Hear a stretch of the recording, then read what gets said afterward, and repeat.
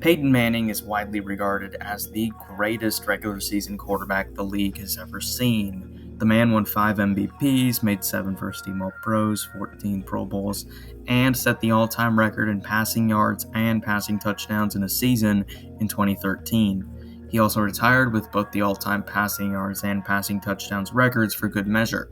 However, despite Peyton's regular season heroics, he only won 2 measly Super Bowls in just 4 appearances.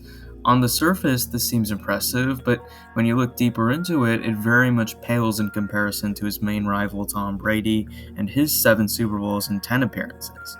The question remains, why was Peyton seemingly so underwhelming in the playoffs? Did he lack the proper amount of team support to win?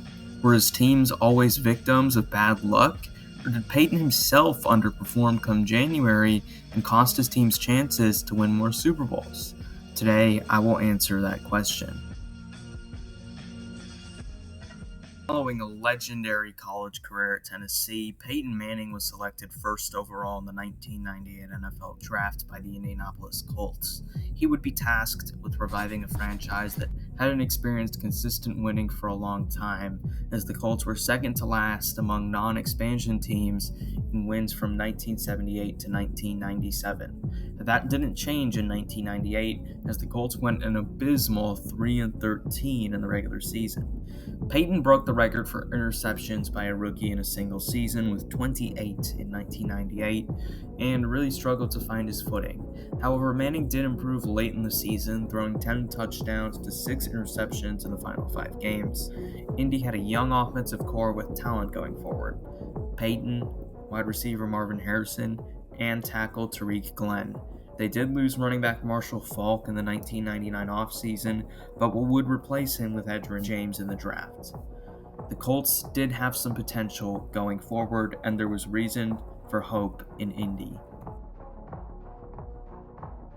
The Colts had a turnaround of epic proportions in the 1999 season, going from 3-13 and tied for the worst record in the AFC to 13-3 and the second best record in the AFC. Peyton improved from inconsistent but talented rookie to great quarterback, throwing for 4,135 yards, 26 touchdowns, and a 91 passer rating. He led the league in both fourth quarter comebacks and game-winning drives, and even finished second in MVP voting. Indy had an elite offense, ranking third in points per drive and yards per drive. However, the defense was a concern, ranking 24th in yards allowed per drive and 23rd in points allowed per drive. This would become a theme in the Peyton era. The Colts hosted the fellow 13-3 Tennessee Titans in the divisional round, led by Steve McNair and Eddie George. Indy's offense never got going, scoring just 16 points, 10 below their season average. Defensively, they were cut open by Steve McNair and Eddie George on the ground, allowing 197 rushing yards. Peyton was mediocre outside of a 15-yard late touchdown run, but he wasn't helped by his receivers suffering several brutal dropped passes. While 1999 was a successful season for the Colts, it would begin a long run of playoff disappointment. Peyton and the Colts went in opposite directions in the 2000 season. Peyton threw for a league-leading 4,413 yards, a league-leading 33 touchdowns, and had a 95 passer rating.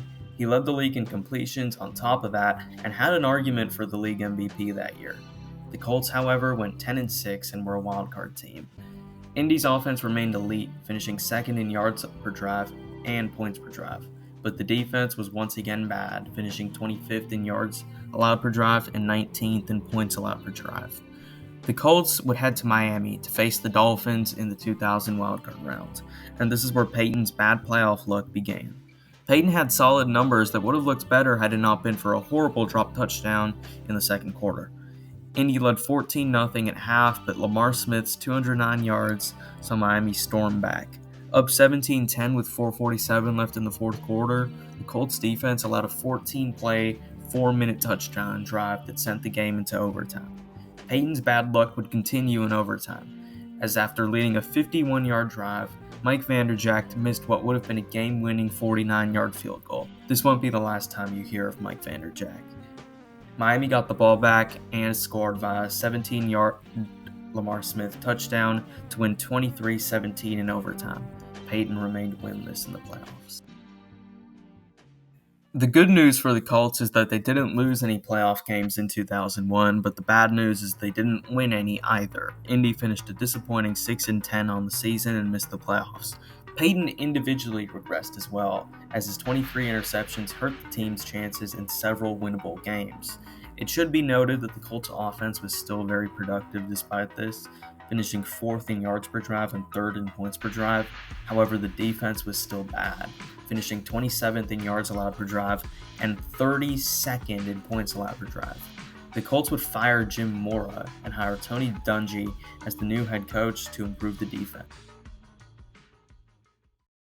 The Colts returned to the playoffs in 2002 under Dungy. Manning had another good but not great season, throwing for 4,200 yards, 27 touchdowns, and an 89 passer rating is certainly nothing to be ashamed of, but 19 interceptions isn't exactly ideal. The Colts offense was still good, though slightly declined due to a heavier defensive approach, slipping to 7th in yards per drive and 13th in points per drive. The defense going from bad to average more than made up for this, though, as they finished 14th in yards allowed per drive and 18th in points allowed per drive. The Colts finished 10-6 and hosted the 9-7 Jets in the wildcard round. What ensued was the worst playoff loss in Peyton's career. After an opening drive touchdown from New York, Peyton drove the Colts down the field only for Mike Vanderjagt to miss a field goal. The game would be 17-0 the next time Peyton touched the ball, and it just got away from the Colts in general, losing 41-0. Peyton was awful in the game, and there's no defending that. But given how bad the entire Colts team played, no quarterback in NFL history could have won that game, no matter how well they played. Still, it had been 5 years in the league for Peyton, and he was still winless in the playoffs. Fans were beginning to question if he had what it took to be a winner. Luckily, a breakthrough was coming soon. The 2003 season was officially the beginning of Peyton Manning's prime. He went from great quarterback to God-level quarterback and began one of the most dominant stretches of performance from a player in NFL history. Manning threw for a league-leading 4,267 yards, 29 touchdowns, and a 99 passer rating. He led the league in completions, completion percentage, and yards per game, made first-team All-Pro, and won his first of 5 league MVPs. More importantly, the Colts had their best regular season record since 1999, finishing 12-4. The Colts offense remained elite, finishing 2nd in yards per drive and 1st in points per drive. However, the defense took a step back, finishing 17th in yards allowed per drive and 21st in points allowed per drive.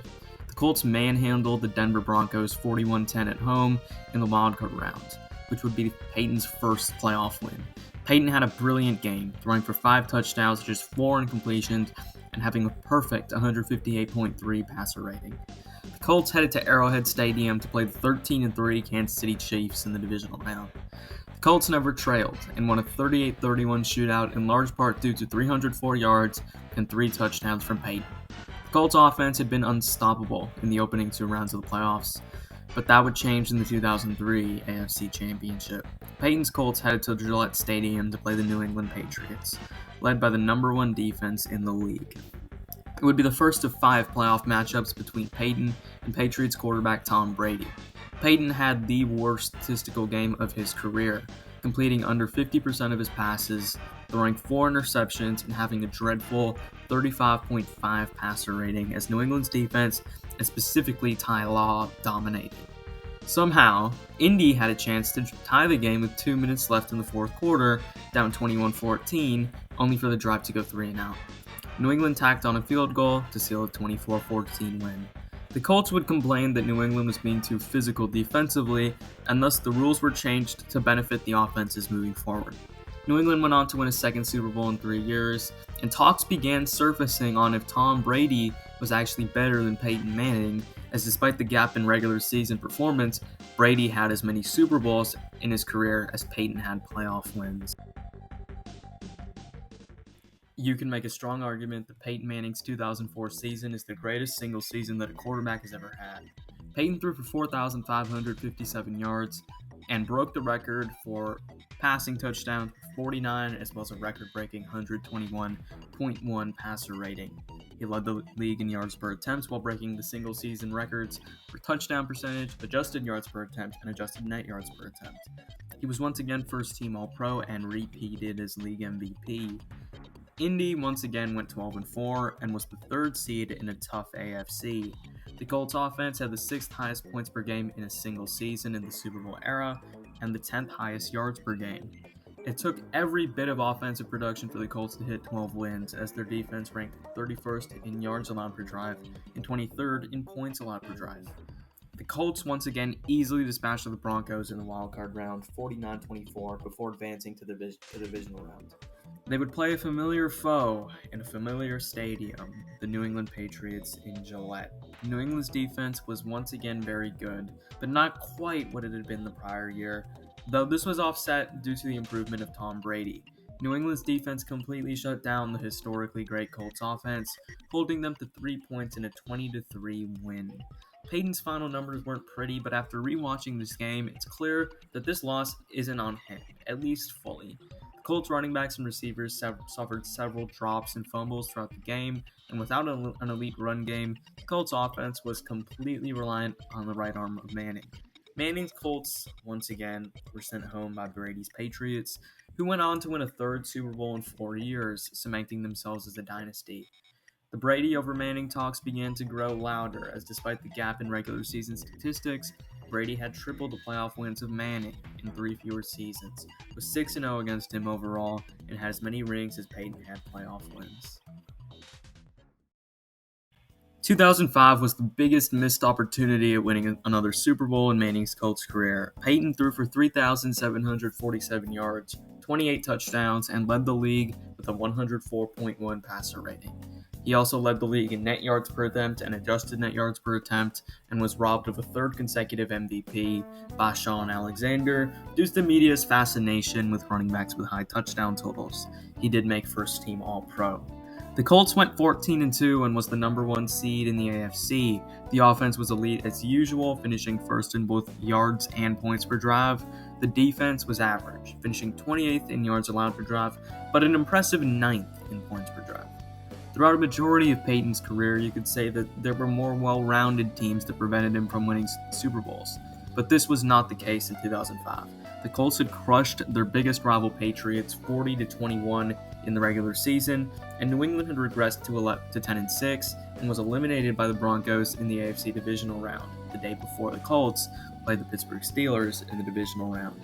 The Colts had blown out the Steelers in the regular season, but this wasn't the case in the playoffs. Indy's offense was non-existent for 3 quarters as they trailed 21-3.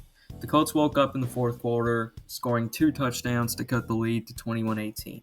The Steelers fumbled the ball at the Colts' 2-yard line, which was recovered by Nick Harper, who instead of running to the sidelines to guarantee a score, ran to the middle and it was tackled. Peyton set up Mike Vanderjagt with a 46-yard field goal, but Vanderjagt missed and the Colts' dream season was over.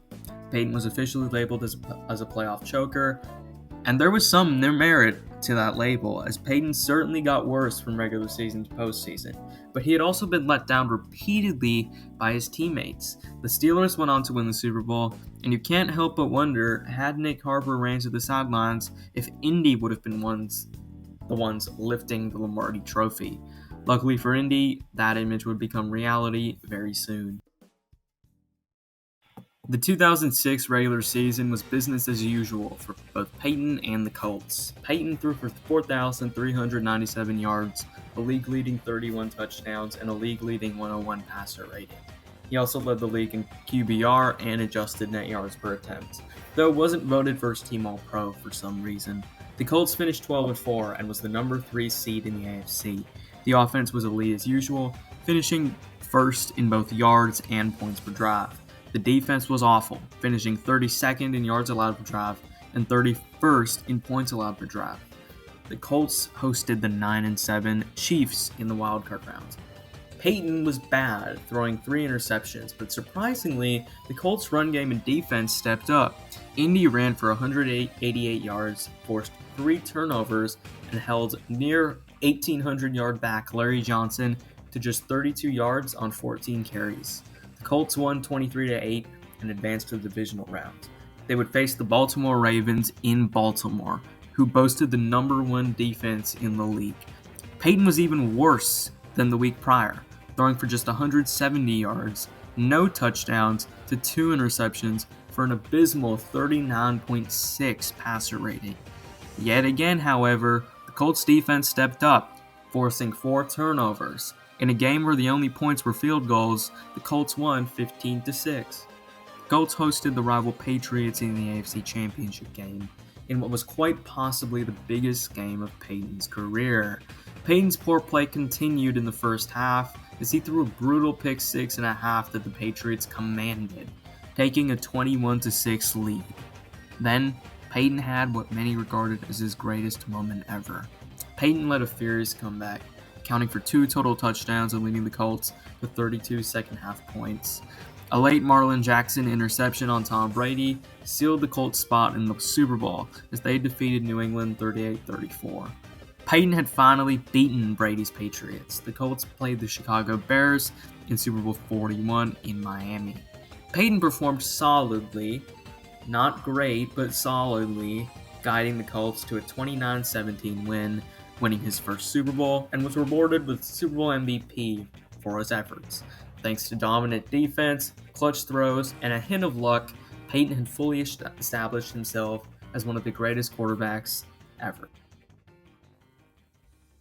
While 2006 was the year the Colts broke through to win the Super Bowl, I believe that 2007 was the best, most complete team of the Manning-era Colts.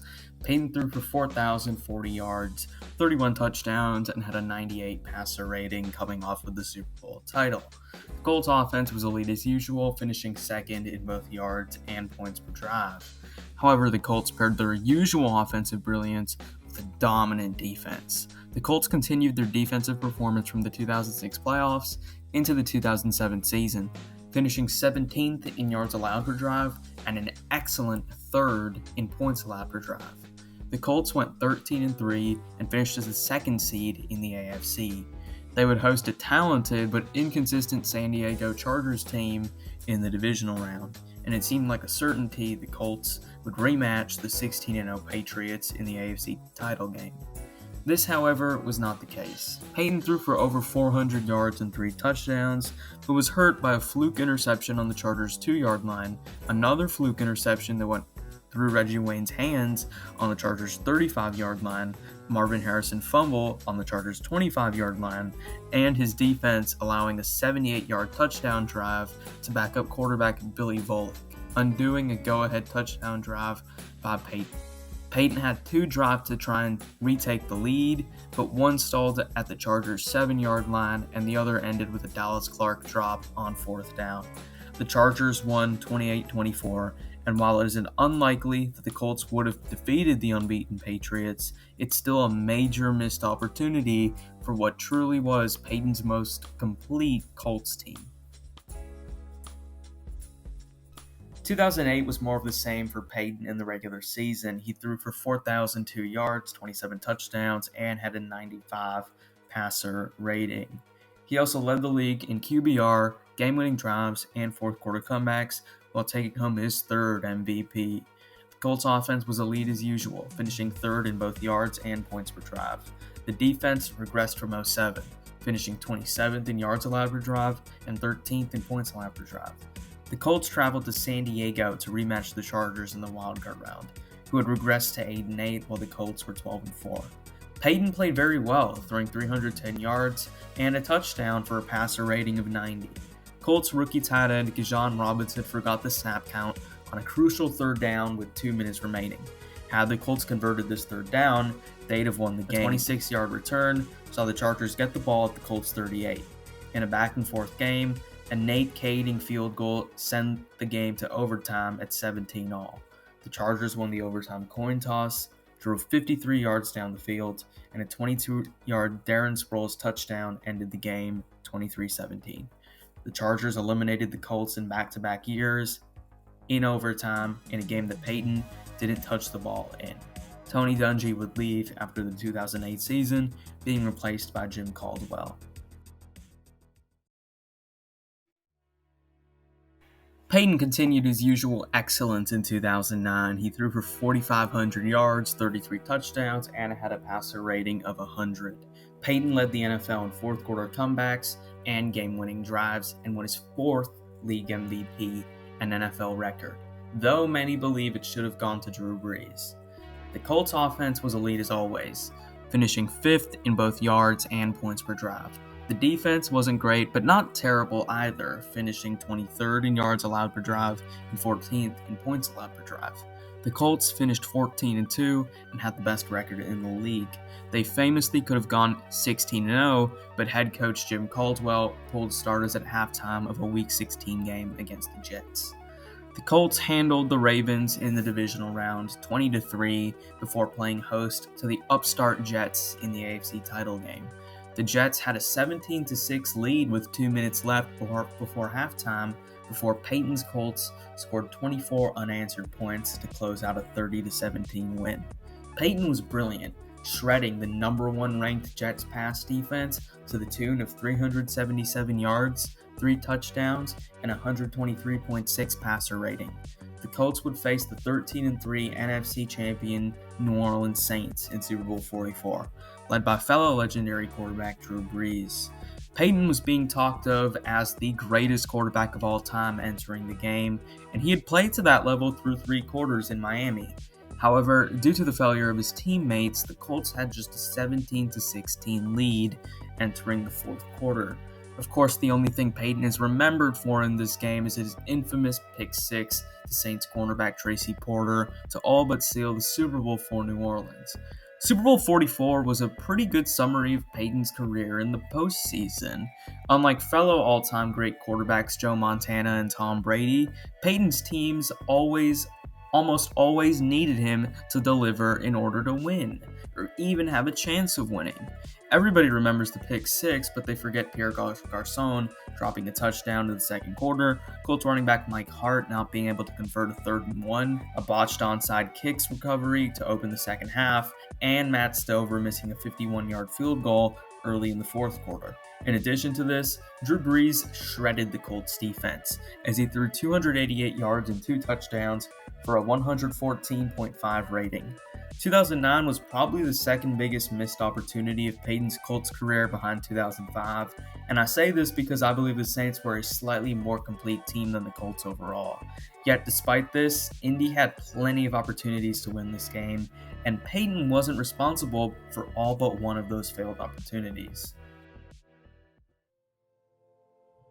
Nobody could have known it at the time, but 2010 would be Peyton's final season as a Colt. Due to a rapidly increasing neck injury, Peyton's arm strength, which was never among the best of all time, had become noticeably weaker. Still, the 34-year-old put together a 4,700-yard, 33 touchdown, and 92 passer rating season, and led the league in completions for good measure in 2010. Indy's offense remained elite, finishing 4th in yards per drive and 3rd in points per drive. The Colts defense, after a few seasons of solid play, had reverted back to bad. They finished 22nd in yards allowed per drive and 25th in points allowed per drive. Due to all these factors, the Colts finished 10-6, the worst record they'd had since 2002. Just like in 2002, the Colts would play the Jets in the AFC wildcard round. Peyton had horrible starting field position to work with offensively, and on top of that, the Colts failed to convert 3rd and 1 on 4 of their 8 offensive possessions. Despite this, Peyton was very good, throwing for 225 yards and a touchdown for a 108.7 passer rating against the 4th-ranked pass defense in the league. Peyton led the Colts on a 48-yard drive, which resulted in a field goal to give the Colts a 16-14 lead with 53 seconds remaining. The Colts special teams proceeded to allow a 47-yard kickoff return, setting up the Jets in very good field position. The defense allowed 3 Mark Sanchez completions for 38 yards to set up Nick Folk with a 32-yard field goal to win the game, which he made. This would end up being Peyton's final game as a Colt. Peyton had major neck surgery in the offseason of 2011, causing him to miss the entire 2011 season. The Colts were hopeless without him, finishing 2-14 and securing the 1st overall pick. They selected a generational talent at quarterback with that pick, Andrew Luck out of Stanford. The Colts moved forward with Luck and released Peyton. Peyton signed with the Denver Broncos in the 2012 offseason, an excellent team that was just a quarterback away. After a slow 2-3 start, Denver rattled off 11 straight wins to end the year. giving them a 13-3 record and the top seed in the AFC. Despite coming off neck surgery that zapped him of 90% of his arm strength and having to adjust to a new team and system on top of already being 36 years old, Peyton was magnificent. The Sheriff threw for 4,659 yards, 37 touchdowns, and had a 105.8 rating. He also led the league in completion percentage, QBR, net yards per attempt, and adjusted net yards per attempt, and was rewarded with first-team All-Pro for his efforts, the 6th of his career. Denver's offense finished 3rd in yards per drive and 5th in points per drive, as Peyton took his elite offenses from Indy to Denver. However, what made this Denver team truly special was the other side of the ball. Peyton had the best defense of his career up to that point in 2012, as Denver's defense finished 1st in yards allowed per drive and 5th in points allowed per drive. With home field advantage, all sorts of momentum, and the best defense of his career, Peyton and the Broncos were expected to handle the 10-6 Ravens in the divisional round in Mile High. The game started with a 90-yard punt return touchdown for Denver, giving them a 7-0 lead. However, Peyton's defense would immediately give back those points along a 59-yard touchdown pass to tie the game at 7-7. A horrible missed defensive pass interference call on the next Broncos drive resulted in a pick six to give Baltimore a 14-7 lead. Peyton responded with back-to-back touchdown passes to give Denver back the lead 21-14, but his defense allowed a 32-yard Torrey Smith touchdown just before the half to put the game at 21-all at halftime. The Broncos scored a kickoff return touchdown on the first play of the second half to give them a 28-21 lead. Peyton's defense then gave up a touchdown to tie the game at 28 just before the third quarter ended. Peyton threw a touchdown pass with just over 7 minutes left in the fourth quarter to give Denver a 35-28 lead. Denver's defense held the Ravens on their next possession before winding the clock down to a minute and then setting up the Ravens deep within their own territory without a timeout. On 3rd and 3 from the Broncos' 30-yard line, the Broncos allowed a 70-yard touchdown pass, tying the game at 35 and sending it into overtime. In overtime, each team traded possessions before Peyton threw a horrible interception in overtime. Justin Tucker kicked the game-winning field goal from 47 yards out to win the game. Much like his performance in Super Bowl 44 against New Orleans, Peyton was very good in this game outside of one throw. But I'm sorry, there's just no way he should have been put in this position to throw an interception in overtime. This loss is on the refs for missing a blatant defensive pass interference call on that early pick six, and especially on the Broncos' defense, specifically Raheem Moore. This is the most heartbreaking loss of Peyton's career along with 2005, as it was the game his team should have won, and they very well could have gone on to win the Super Bowl. I will go to my grave saying that had Raheem Moore simply defended that pass, Denver would have gone on to win Super Bowl 47. Instead, it was the Ravens who went on to win it, giving Ray Lewis another ring as a farewell present. If you don't think Peyton's 2004 season was the greatest ever, there's a solid chance you think it's his 2013 season. And statistically, you'd be correct. Perhaps fueled by the rage of the divisional round loss 8 months earlier, Manning tore through the Ravens on opening night, throwing for 462 yards and an ungodly 7 touchdowns in a 49-27 win. Peyton broke the single-season record for passing yards with 5,477 and the single-season record for touchdowns with 55, along with 115 passer rating. He also led the league in completions, yards per game, QBR, and net yards per attempt. Peyton won his 5th and final league MVP and was named to his 7th and final first-team All-Pro, and did this with his mind as much as he did his body. Denver's offense was 2nd all-time in total yards in a season and broke the record for the highest points per game in a season. However, Denver's defense declined to middle of the pack, finishing 12th in yards allowed per drive and 19th in points allowed per drive. Denver once again went 13-3 and was once again the number 1 seed in the AFC. The Broncos held off a feisty Chargers team in the divisional round 24-17 before advancing to the AFC Championship. They would host Tom Brady and the hated New England Patriots. Peyton played arguably the best overall game of his career, throwing 400 yards and 2 touchdowns for a 118.4 passer rating. He led Denver to a 26-16 win in a game that wasn't nearly as close as the score indicated, as Denver led 23-3 at one point.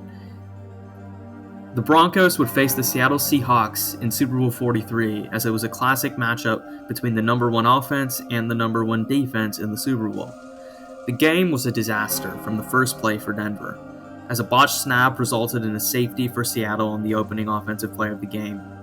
This basically set the tone for the game as Seattle won 43-8. Peyton did not play well in this game, but outside of his first interception, there was really nothing he really did to lose Denver this game. Given how well Seattle played and how poorly Denver played, it really wouldn't have mattered how well Peyton had played in this game. Still, it was disappointing to see such a great season have such a disappointing end. The 2014 season started normally for Peyton. Through 11 games, Peyton had thrown 34 touchdowns to 9 interceptions. Not quite what it had been the season prior, but still excellent. Then, he fell off. Peyton threw just 5 touchdowns to 6 interceptions in the final 5 games of the season, as his arm looked weak as ever and his decision-making had also taken a noticeable hit. Still, thanks to an elite Denver defense that finished first in yards allowed per drive, they still stayed at an excellent 12-4. Denver hosted Peyton's former team in the Colts in the divisional round, and Peyton had what I consider his worst ever playoff game. Denver's run game was solid, averaging 4.8 yards per attempt, and their defense played well enough to win. Denver's receivers got enough separation, Denver's offensive line protected well enough. Peyton just didn't make the throws that were asked of him. The only other game where you could say Peyton cost his team the game in the playoffs was 2003 against New England. However, that was at least on the road in frigid weather against one of the better defenses of all time. This was at home in normal weather against just a good defense, yet still, Peyton played horribly. It is games like these that people point to when saying that Peyton Manning is overrated. The Colts won a low-scoring 24-13 game in Denver, and many started to wonder if Peyton Manning was finished as a top quarterback. Peyton's decline at the end of the 2014 season wasn't a fluke, as he was just straight up awful in 2015, throwing 9 touchdowns to 17 interceptions for a 68 passer rating. Peyton was benched in Week 11 for Brock Osweiler before getting the job back in Week 17. Despite Peyton's horrendous play, Denver still went 12-4 and locked up home field advantage for the third time in 4 years.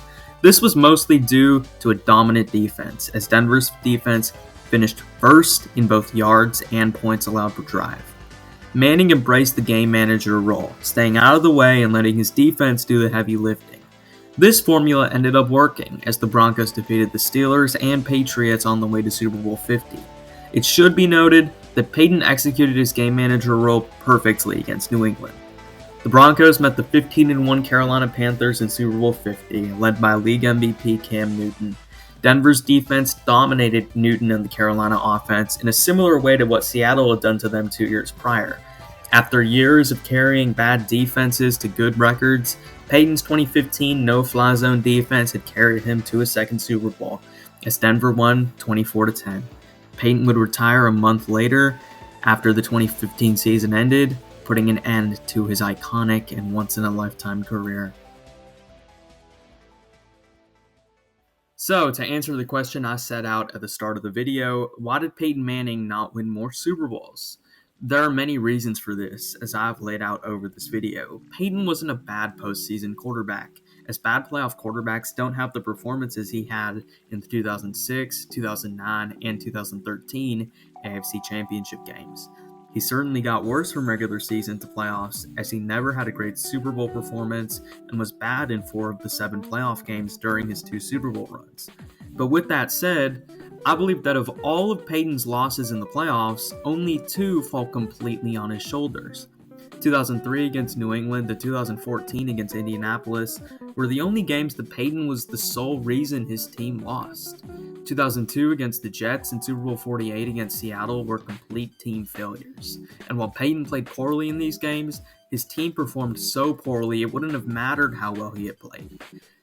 Then you have the losses to more complete teams, such as 1999 against Tennessee, 2004 against New England, and Super Bowl 44 against New Orleans.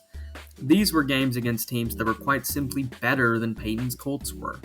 I do believe that lack of investment defensively from Indy's front office during Peyton's time has a lot to do with the amount of bad defenses they had. And for Indy to constantly have to score 30 to win games was mentally draining on them. It's no coincidence that the only year the Colts won the Super Bowl with Peyton was the year that the defense stepped up in the playoffs.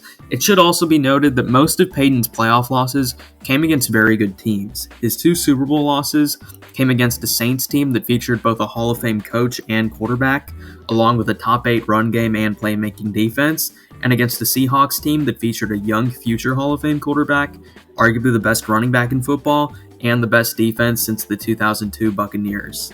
He lost twice to Patriots teams that went on to win the Super Bowl, lost to Ravens teams and Steelers teams that went on to win the Super Bowl in 2012 and 2005 respectively, lost to a 1999 Titans team that was very close to winning the Super Bowl, and lost to very talented Chargers teams in 2007 and 2008.